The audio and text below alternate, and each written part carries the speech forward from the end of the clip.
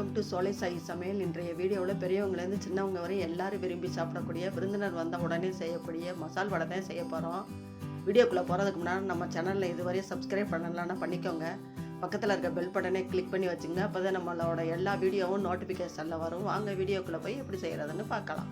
மசால் வடைக்கு 1 கப்பு பட்டாணி பருப்பும் 1/4 கப்பு கடலைப்பருப்பும் போட்டு 2 மணி நேரம் ஊற வச்சுருக்கிறேன். நல்லா தண்ணியை வடிச்சுட்டு வந்துக்கும். பட்டாணி பருப்பு நல்லாயிருக்கும் மசால் வடைக்கு. நல்லா தண்ணி வடிஞ்சிருச்சு. 1 ஸ்பூன் மட்டும் தனியாக எடுத்து வச்சுக்கோ. ஒரு காஞ்ச மிளகா 3 மிளகா போடுறேன். 2 ஸ்பூன் போட்டு ஓட விட்டுக்கோ. ஃபர்ஸ்ட்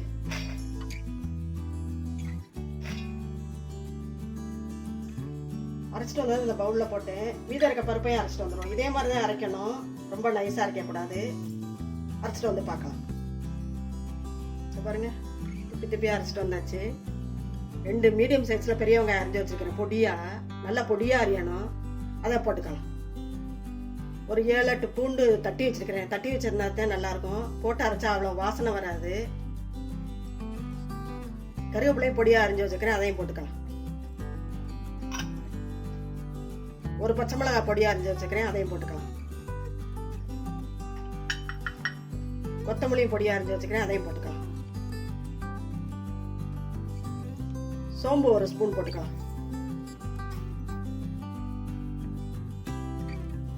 மிளகு தட்டி வச்சிருக்கிறேன். 1-2 உடச்சி வச்சிருக்கிறேன். அதையும் போட்டுக்கலாம். நல்லா பிசைஞ்சுக்கலாம். இதுல கொஞ்சம் பெருங்காயத்தூளும் போட்டு பிசைஞ்சுக்கலாம்.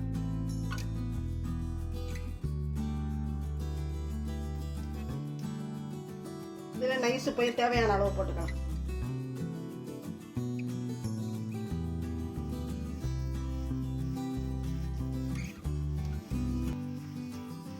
நல்லா அமுக்கி பிசையணும். அப்பதான் வெங்காயம்லாம் எல்லா இடத்துலையும் சேரும். இப்பெல்லாம்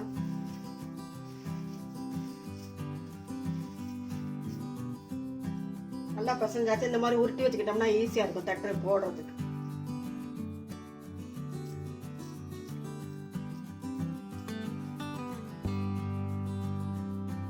ஒரு ஸ்பூன் கடலைப்பருப்பு எடுத்து வச்சிருந்தோம்ல, அதையும் போட்டு பிசையவும் நல்லா இருக்கு. பாருங்க, பார்க்கறதுக்கு நல்லா இருக்கும். முழுசு முழுசா இந்த மாதிரி தட்டிக்கணும். எதுவடைக்கு மாதிரி தட்டக்கூடாது. நடுவுல கனமாவும் ஓரத்துல லேசாவும் இருக்கணும். அப்பதான் நல்லா இருக்கும். ஆம வடைன்னு சொல்லுவாங்க ஊர்ல எல்லாம். எண்ணெய் காஞ்சிருச்சு, போட்டுக்கலாம்.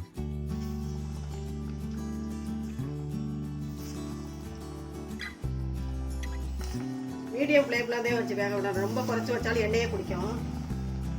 அதிகமாக வச்சாலும் ஒரு மாதிரி கருகிரும் மேல. உடனே திருப்ப வேண்டாம். தெரியும் எல்லாருக்கும், சின்ன பிள்ளைங்களுக்காகத்தான்.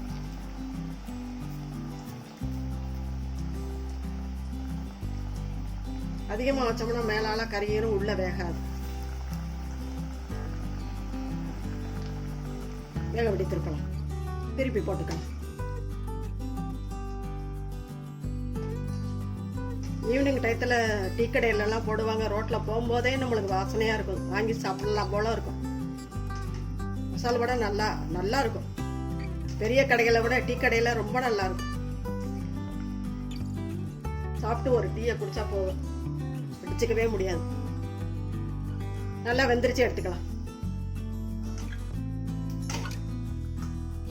விருந்தாளுங்க வந்துட்டா உடனே செஞ்சாலாம். 1 மணி நேரம் ஊறினா போதும்.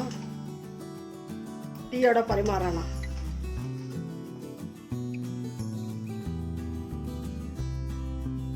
இதே மாதிரி எல்லா வடையும் சுட்டு எடுத்துக்கணும்.